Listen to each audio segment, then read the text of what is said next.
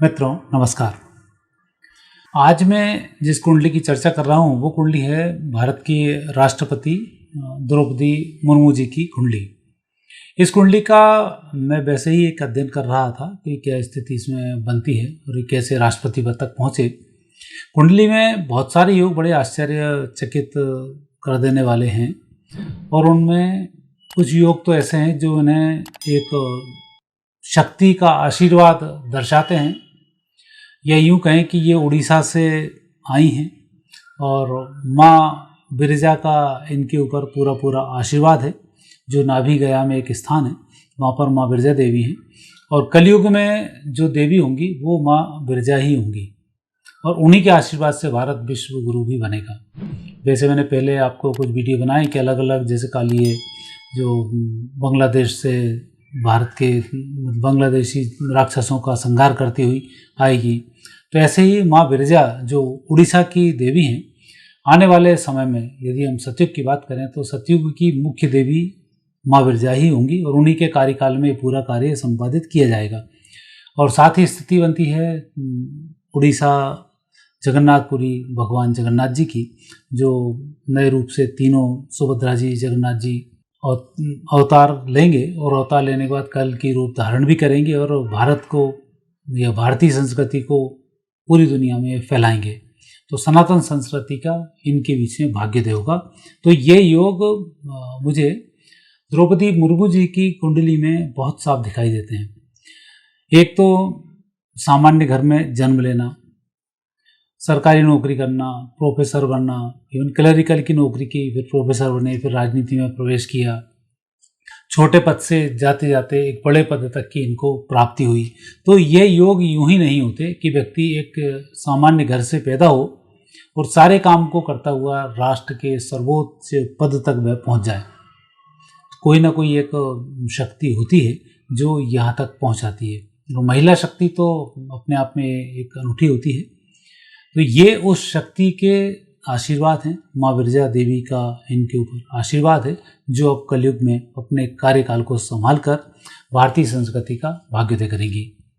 और दूसरी स्थिति इसमें ये भी दिखाई देती है, भारत में एक सबसे बड़ा पुरस्कार भारत रत्न पुरस्कार होता है, वो भी इन्हें प्राप्त होने के पूरे योग बनते हैं। राष्ट्रपति पद से हटने के बाद या बाद में इनको भारत रत्न जो पुरस्कार होता है वो भारत रत्न पुरस्कार इनको प्राप्त होगा। तो ये ग्रह योग भी इनके दिखाई देते हैं। एक स्थिति इसमें और भी बनती है, अभी विश्व युद्ध चल रहा है, 2026-27 में भारत भी विश्व युद्ध में एंट्री करेगा और बाकी दुनिया तो एंट्री तब कर ही जाएगी। तो ऐसे समय में द्रौपदी मुर्मू जी के कार्यकाल के बढ़ने की पूरी संभावना है, क्योंकि ऐसे विलक्षण शक्तियाँ जब जन्म लेती हैं तब फिर प्रकृति भी इनकी मदद करना शुरू करती है। तो मुझे लगता है कि इनका जो कार्यकाल है ये जल्दी पूरा नहीं होगा और कुछ समय इनको कार्यकाल में और मिलेगा, जिसमें भारत विश्व युद्ध को जीतेगा और अपनी ध्वजा पताका फहराएगा। तो यह भी जो योग संयोग बनता है वो द्रौपदी मुर्मू जी की कुंडली में ही बनता है। और साथ ही द्रौपदी का नाम रखा जाना, नाम की बहुत बड़ी भूमिका होती है। नामों की यदि चर्चा हो तो नाम के अंदर दम तो होता है। हम भारत के प्रधानमंत्रियों के नामों को ही ले लें, एक से एक नाम रहे और यथा नाम तथा गुण भी रहे। जैसी विपरीत परिस्थिति रही उस परिस्थिति में लाल बहादुर शास्त्री ने किस तरह से बहादुरी के साथ कार्य किया और भारत को नई दिशा दे दी। भूखों मरने की स्थिति में, गरीबी चल रही थी, अकाल पड़ा हुआ था, तो जय जवान जय किसान का जो उन्होंने नारा दिया और भारत संपन्न हो गया। अटल बिहारी वाजपेयी ने भारत के अंदर दृढ़ता आनी शुरू हो गई। तो ये भी एक नाम का गुण है और उन्होंने एटॉमिक शक्ति संपन्न इस देश को बना दिया। महिलाओं की संपन्नता के लिए प्रियदर्शनी इंदिरा गांधी जी के बाद महिलाओं के अंदर एक नई शक्ति का संचार हुआ और भारत में नारी शक्ति आज बढ़ी हुई है। राजीव गांधी के आने से युवाओं में एक संचार हुआ। आज ये देश युवाओं का देश है। कंप्यूटर टेक्नोलॉजी तकनीकी क्षेत्र में एक बहुत अच्छा भूमिका। नरेंद्र अपने आप में एक ऐसा नाम है कि जिसने अब तो नरेंद्र मोदी का तो खैर क्या कहा जाए कि भारत विश्वगुरु उनके नेतृत्व में बनने जाएगा ये स्थिति तो उनकी खुद की कुंडली बताती है। तो ऐसे और बाकी भी आप देख सकते हैं जिनके नाम है यथा नाम तथा गुण रहे हैं। तो ऐसे ही नाम में द्रौपदी मुर्मू जी का भी है। तो द्रौपदी कोई सामान्य महिला नहीं थी, अग्नि से उत्पन्न हुई महिलाएं थीं और उन्हों के नेतृत्व में जो जिस तरह से महाभारत हुआ और भारत और धर्म की स्थापना हुई, वही स्थिति द्रौपदी मुर्मू जी की जो स्थिति बनती है वो स्थिति भी यही बताती है कि द्रौपदी मुर्मू जी के नेतृत्व में भारत निश्चित रूप से विश्व युद्ध जीतेगा और ऐसे गहरे योग इसमें दिखाई देते हैं। द्रौपदी मुर्मू जी की यदि हम जन्म कुंडली का अध्ययन करते हैं तो इनका लग्न है मिथुन। मिथुन लग्न में सूर्य बुधादित्य योग बना हुआ है। चंद्रमा इनके उच्च राशि के ऊपर दूसरे स्थान पर विराजमान है। गुरु चतुर्थ भाव सुख वाले स्थान में विराजमान है। राहु पंचम भाव में है। शनि शत्रु अंता योग बनाकर छठे स्थान पर बैठे हुए हैं। मंगल दसम स्थान पर जो कर्मठता को दर्शाते हैं और शुक्र और केतु एकादश भाव में उत्तम परिणाम प्रदान कर रहे हैं। तो इस कुंडली में ऐसे ग्रह योग बने हुए हैं जो अपने आप में एक अद्वितीय योगों को बताते हैं और ऐसे संकेत भी प्रदान करते हैं कि यह इस धरती के जीव नहीं हैं, ऊपर से भेजे हुए दूत हैं।